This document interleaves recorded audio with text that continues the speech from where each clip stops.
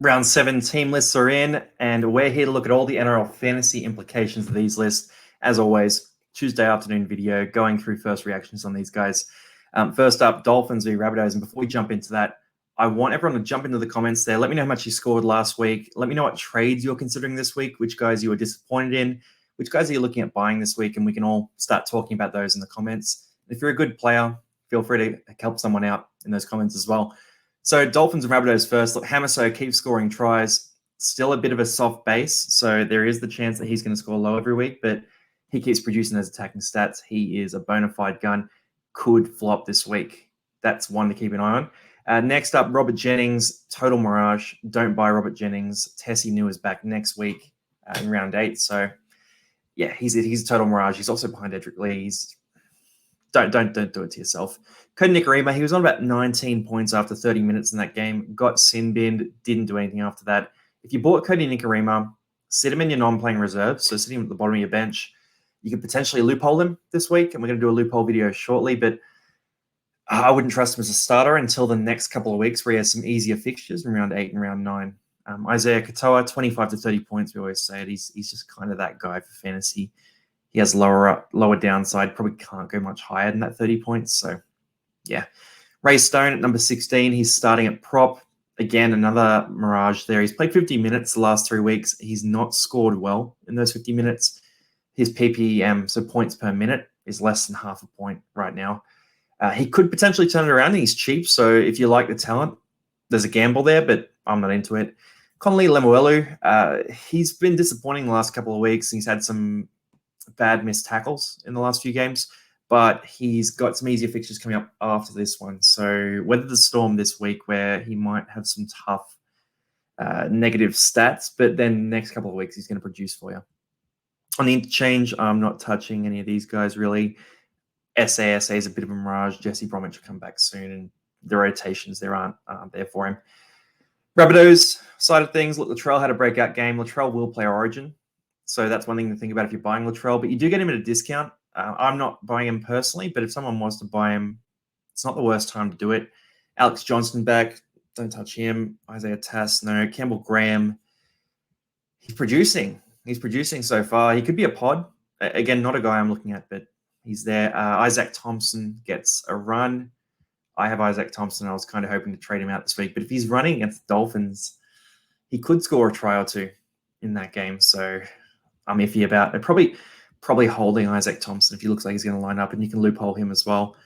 In the forward pack, look, Jai Arrow comes back, and that's not interesting for Jai Arrow necessarily, but that's really interesting for Hame Sele. So a lot of people are talking about buying Hame Sele. He's about that $300,000 mark. He has a great point per minute sort of rates there. If he gets the minutes, he scores well. He probably won't get the minutes now. You've got Saluka Fafita, David Moale, and Hame Sele all eating up middle forward minutes. You've got Cameron Murray, who's a 65 to 75, 80-minute player. Tom Burgess plays enough minutes, and Jairo can play 60-odd minutes as well. Probably won't from the jump, but can play those minutes. So Hame Sele's not going to get more than 20 minutes a game, I don't think, with this rotation here. So, yeah, I wouldn't be touching him. Damien Cook, always a buy.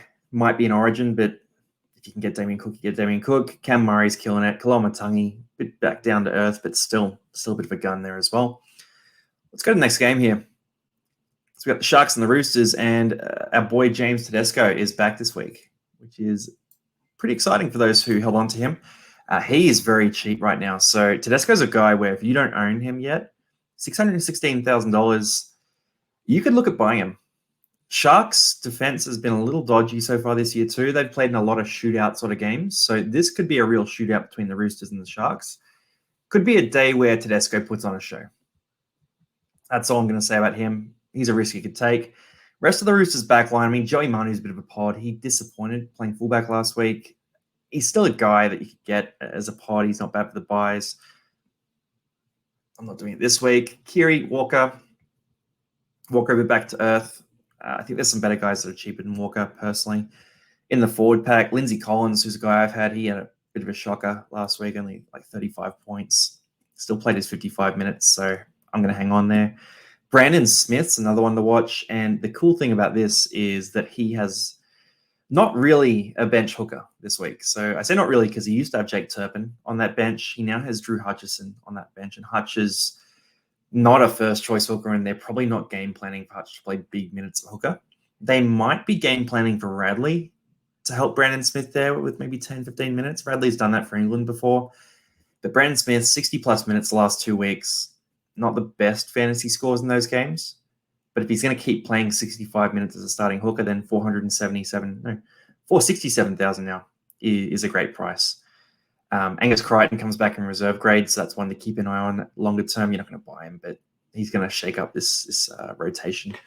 On the Sharks side of things, I'm not touching much of that back line. Nico Hines is back. He's $1 million. There's trades. I'm looking at trades right now.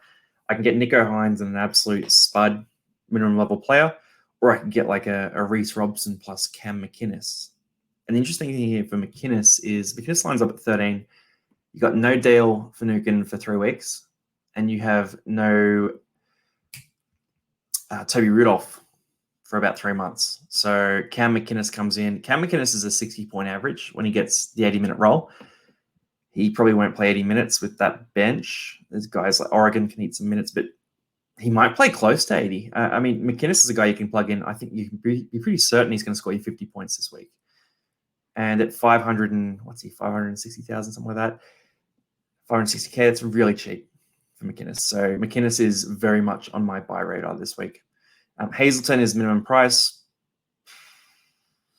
He's shown a bit of talent, but probably isn't that big minutes guy and could slip out of the team. Let's go through the next game here. So we got Storm and Seagulls, and this shapes up to be a bit of a classic. It looks like it's going to be a bit of a shootout, but when these teams play, I've just got a feeling this one will be a bit more hard fought than the last few games that Manly have played in particular. First things first, the new winger for Manly, Raymond Tuemalo Vega. Hopefully I pronounced that right. Let me know in the comments if I haven't. Don't buy him. He's coming in for Garrick, who's out for 1 week. There's also, other options there in that backline as well that can slip into that spot. Just not a guy to buy. Also, he's at 315,000 or something. So, yeah, not a buy.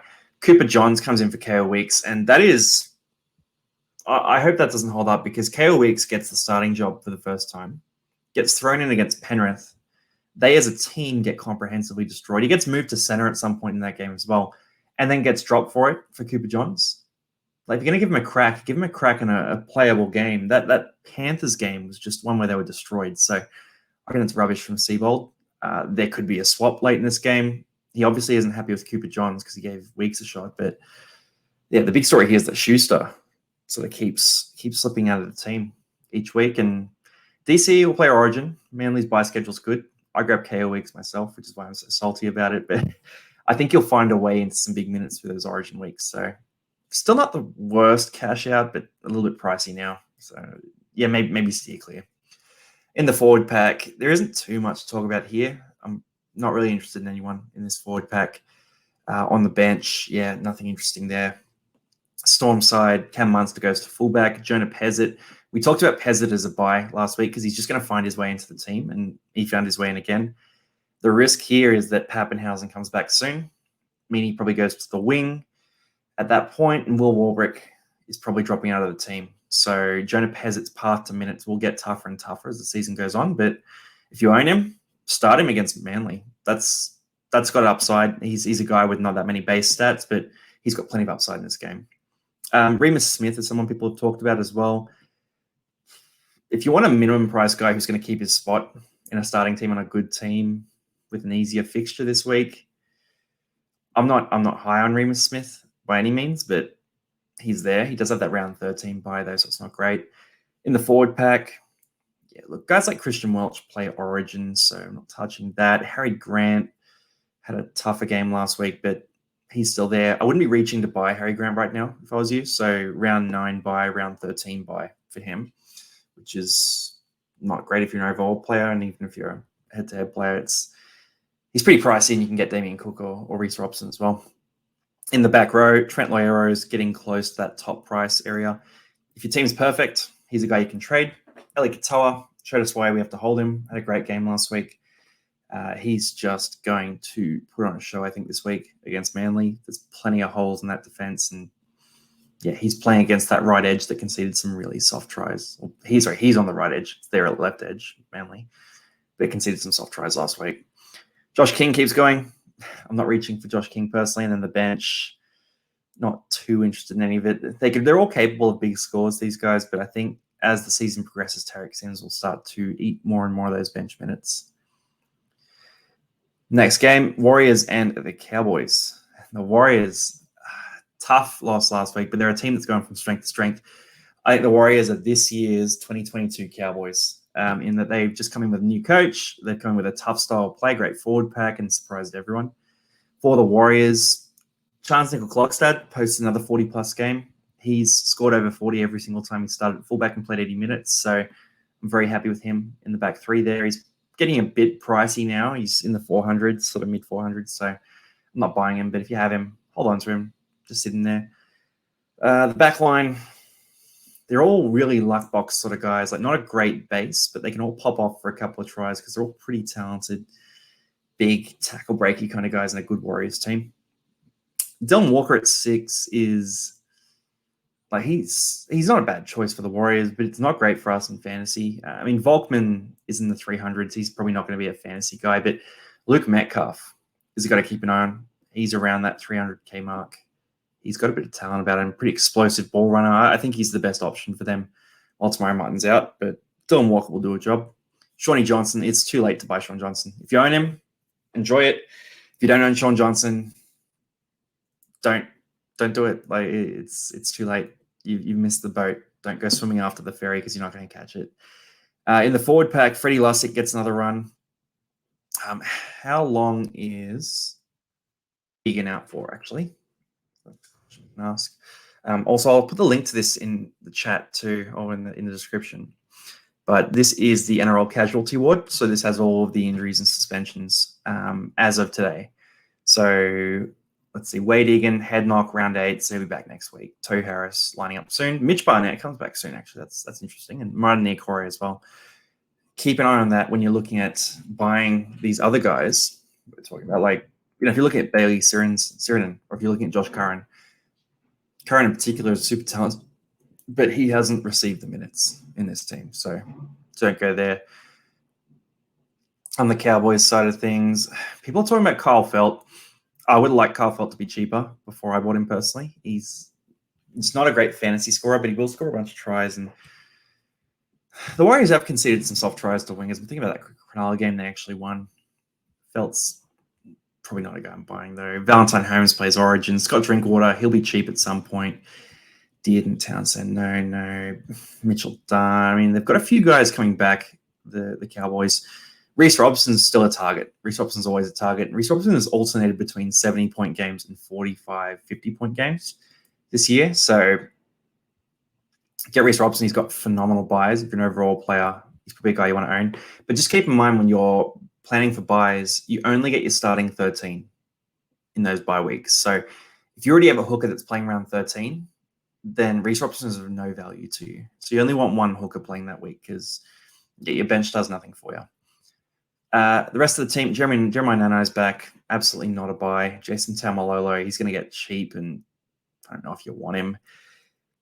This bench, I would love for Riley Price to carve out a big minute role. So Griffin Neem's out for about 8 weeks. Riley Price is cheap. Tanoa Brown's there. I mean, Granville's playing as a middle. He's playing pretty solid minutes. Tom Chester's there. I'm probably not getting Price, but I would love for him to carve out a big minute role. Going to the next game, got the Knights and the Panthers, and this one's succulent for fantasy options. It's got a few juicy ones. Look, first up, sad news that Jaden Braley is out for the rest of the season with an ACL. Just in real life, he was playing great footy. For fantasy, he was playing really well as well. He was a guy that we were talking about as a buy. He was going to go 50 plus, 60 plus last week. He's been going 50 plus the last few weeks. He was value, but he's out for the season. Just really bad luck with injury. What that does is that opens up the hooker spot at the Knights, and we've got 2 guys running that spot. So Phoenix Crossland first. He's around 350,000. Phoenix Crossland is a guy who can score some points, but his minute security is not great here. I don't mind him. And of those $300,000-ish players, I think he's probably one of the best options, unless they make an external signing at Newcastle. The other option is Kurt Mann. He's at number 14, and they'll run him a bit there. The hope, if you're buying Crossland, is that Kurt Mann is going to be playing as a middle forward for part of the game and then moving into that hooker role for maybe 20 minutes a game, because you want about 60 minutes from Phoenix. I think that'll depend on form pretty predominantly there. In the back line, they're playing Penrith this week, so I wouldn't be rushing to buy any of these guys. But if you're someone who took a risk on Dan Gagai, you're pretty happy. If you took a risk on Greg Marzu, less overwhelmingly positive game, but he was pretty good last week. Lockie Miller's going to do what Lockie Miller does, start him always. Frizzell killed it last week too, but I wouldn't be starting him against Penrith. They've just been really strong the last few weeks.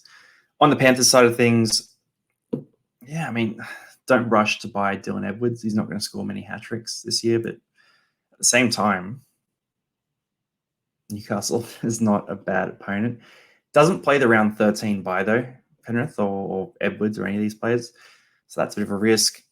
I wouldn't be touching the rest of the team too much. I mean, Brian Toe is sort of mild value as well. Taruva's been hit and miss. I've got those guys in a few draft leagues. Who I don't touch. Cleary, 100 points. We said last week that he was at his cheapest price and you had to rush him in now. If you didn't, you can get him this week if you want. He's about equal to Nico Hines. That's just a fact, and we've been saying that for a while. But he's cheaper. So if I was looking at Hines and Cleary, if I was a head-to-head player, I might get Cleary. If I was an overall player, I may get Hines just because of origin and buy schedule. On the forward side of things for the Panthers, Fisher Harris is still out. Yeah, I mean, there's a few risks here, and I'm going to scroll down a bit just so you can actually see the extended benches, because when you're looking at these team lists, you got to think about potential changes that could happen. So Scott Sorensen, Zach Hosking are named in the back row again. Lindsay Smith is on the bench. Now, there's a few things that could happen here. Luke Garner in jersey 21, Liam Martin in jersey 20. If either of those guys come into the team, what will almost certainly happen is they come into that jersey 11, and then Scott Sorensen, who's just up here, he moves onto the bench, and then someone from that bench is gone. If they're smart, it won't be Sonny Luke. It won't be Spencer Leniu.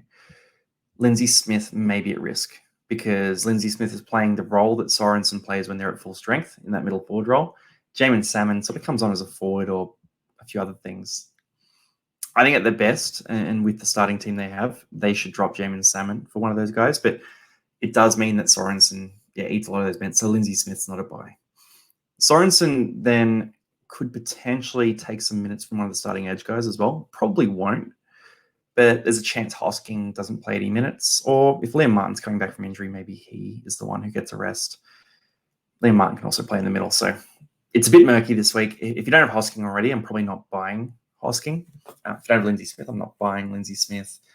Isaiah Yeo is always good, obviously. But Sonny Luke, he looks like he's going to be crafted into the game a bit more. Not the worst guy to buy. He's pretty explosive, and he's one of those guys. We talked about him a few weeks ago. He's just a guy that you've got to sit on if you're going to buy him. If you buy Sonny Luke, don't trade Sonny Luke out if he has a weak game. Just sit him there for a long time and trust that he will get minutes as the season progresses because he's viewed as that guy. If you don't think he's that guy, don't buy him. Next game, we got the Titans and the Broncos. A bit of a Queensland derby. Some of these Queensland games have been pretty epic so far. Titans, Jaden Campbell, Mirage. Don't buy him. So again, let's just go to casualty ward. Always look at the casualty ward before you make a purchase. Kieran Foran's back this week, so that was accurate. AJ Brimson, round 8. Round 8. So you get one more week with Jaden Campbell, maybe 2. Brimson might play Origin. Maybe not. I mean, Reece Walsh is in great form, but yeah, Jaden Campbell's a Mirage. Don't buy Jaden Campbell. If you've got a longer-term role in this team, he's a fantastic fantasy scorer. So when that time comes, give him a look, but not right now. If you got Tanner Boyd, you're probably happy that Foran's back because he had next to no kick meters last week, and Sexton stole all of those. Foran's not going to eat all those kick meters up. So Tanner Boyd might have a bigger game this week. If you're looking at putting out different fires this week, and Tanner Boyd's one of those fires for you, You could probably hold him. He's going to kick the ball a lot. He's probably not going to score many attacking stats against the Broncos, but he's there. He's probably going to put up a decent base. In the forward pack, look, Dave Fafita has been having a lot of strong-ish games without having that explosion yet. He didn't play Origin last year. I don't know if enough's changed for him to make the Origin team this year. So Dave Fafita is a bit of an under-radar pod that could eventually pop off. Could be a guy you target. A pretty affordable price too. Fodawaker is a bit of a mirage. Not too interested there. Looking at the bench, Cruz Leeming's a great name, but I don't know if he's going to be worth it. They've just got a lot of minute spongy sort of guys there. Like Aaron Clark can be a starting lock in his own right. Isaac Famasuiali, yeah, came back to earth last week. A few people talk about buying him. He might get some value through the Origin period with Tino out, but yeah, I'm not reaching for that. On the Broncos side of things, there's not too much to report in this backline. I think Reece Walsh is well and truly priced up to where he's meant to be. The Broncos fixtures get a bit harder after the next couple of games as well, so keep an eye on that. I wouldn't be buying any of the backline. Adam Reynolds is pretty cheap right now. So if you want Adam Reynolds, if you want a gun half, Adam Reynolds is exactly the same guy as he was 2 or 3 weeks ago when everyone was talking about him as a buy. He's a guy that will average around that 49 to 52 mark, and he has done so the last 3 or 4 years. In the forward pack, Payne Haas keep going from strength to strength. Carrigan's back. He had a big game. Ricky is a mirage. Ricky scored 47 with 2 tries a couple of weeks ago. So for your starting back row, you don't want that. The bench. The bench. So Keenan Palacia is the guy I want to talk about here. I think Palacia could be interesting. He plays that first bye for the Broncos, round 13. They will have Payne Haas, Kurt Catewell, Patrick Carrigan, all on the Origin side. Potentially Thomas Flegler as well. Potentially. So that means that Keenan Palacia will probably see some big minutes through those Origin rounds. He could be a guy that you plug in and he scores 50 points for you those weeks, which is worth its weight in gold. He's also about 250,000. So he's not going to make you a bunch of cash unless there are injuries, but at the same time, he's a cash out that will produce for you during the major buys. So keep an eye on that. Might be one to look at. Going to the next game here, we got the Raiders and the Dragons. Oh, this is juicy. So this will be a pretty fun game, 2 p.m. game, Sunday Arvo. We always love that. For this one, look, Jared Croker had a cracker last week. Good game, coming back. He deserves everything there. He's come back from some pretty bad injuries, so pretty happy to see that. But at the same time, he's not a fantasy buy. Don't do it. He loses that spot as soon as Xavier Savage is back. When's Savage back, you ask? Well, let's have a look at the casualty ward. Xavier Savage, Jaw, round 8. There we go. So always be checking this when you're making these buys. Savage comes back. Chris goes to center. Tomoko is the other center. Croker is the guy to make way. Jack Whiten's back. I'm not buying him in fantasy anyway. Fogarty's he's okay for drafts. In the forward pack, Tarpanay's back. Tarpanay missed last week due to the birth of his child. He's missing next week due to a bye. He plays this week.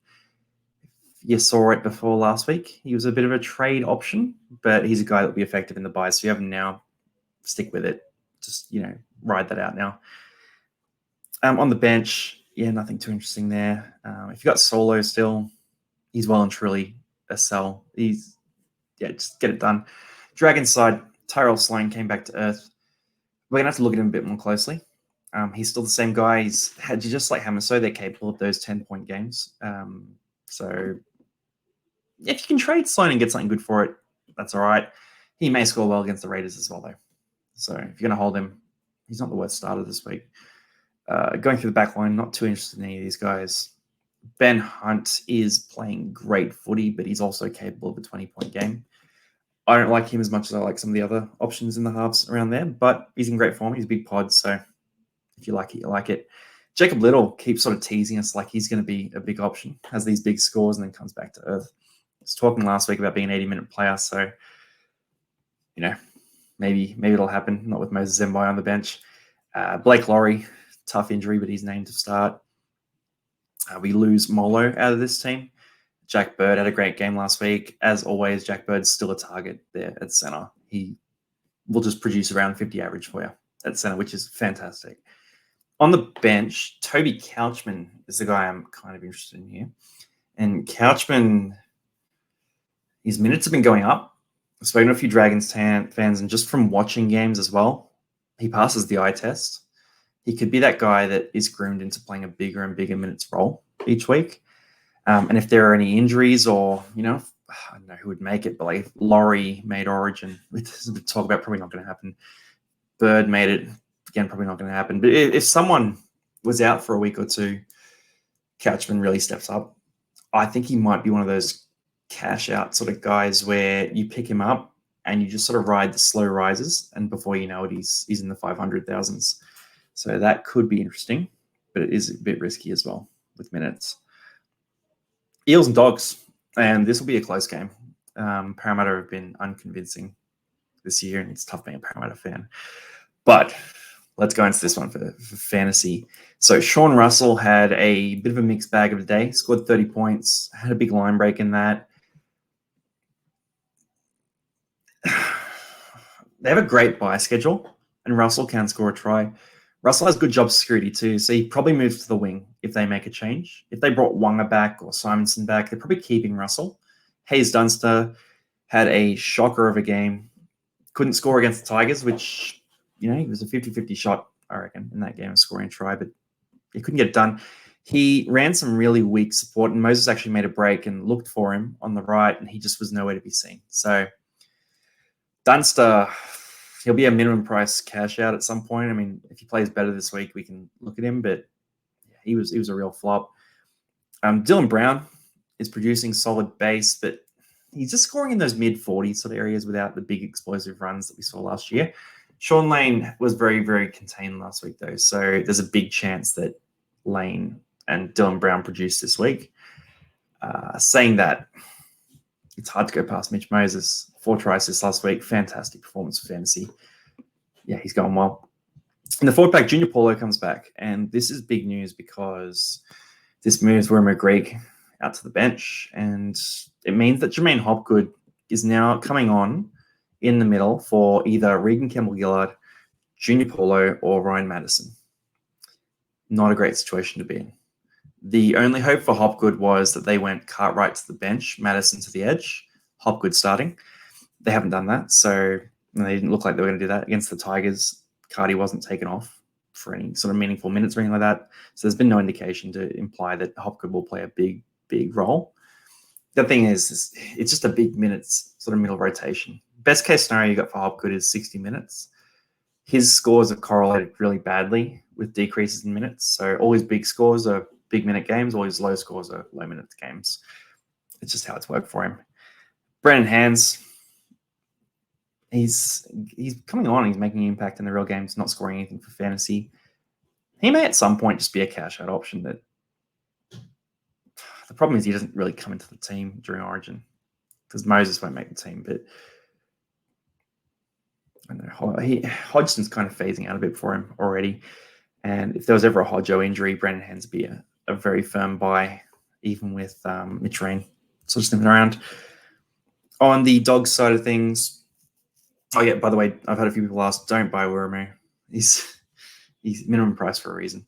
Dog side of things, yeah, I mean, Alamotti's back to center. If you had Alamotti, you had a tough score last week because he played on the wing for Adokar, who got hurt really early. Burns on that wing. That hurts that edge, but Kikau comes back, so that maybe helps him a bit. Matty Burton got 50 with 2 tries, and I'm a bit worried after that performance. Burton just hasn't consistently found anything. So he had about 600 kick meters last week, and then this week he had about 187. So it's just this mixed bag for Burton. Every week getting different scoring profiles. It's so inconsistent. Reed Marnie bounced back. I'm not buying Reed Marnie, but if you have Reed Marnie, then hold on to Reed Marnie. Like, he popped off. Max King is performing pretty well. Tavita Pangai comes back. The good news there is that Pangai goes into prop. Fatala Mariner stays at lock, and Jacob Preston keeps his edge roll. That's fantastic news. There was a little tiny bit of risk when we were buying Preston that Sutton might, say, keep the prop roll and Pangai might go into lock or second row, or Fatala Mariner might go second row. They obviously believe in Preston. He also got lucky with no suspension there too. If you have Sutton, goes without saying, he's a sell a long time ago. But yeah, that's team list for this week. So look, let me know in the comments what you're planning for trades. We'll obviously have a bit of conversation there. And if you're a gun fantasy coach, jump into the comments of these videos and help us out. Drop some advice for people. If someone's asking questions and you know the answers, drop the notes in there. And yeah, we always love to help each other in fantasy because we're all learning the game and we're all having a good time. Anyway, I'll catch you guys on the next one. Peace out.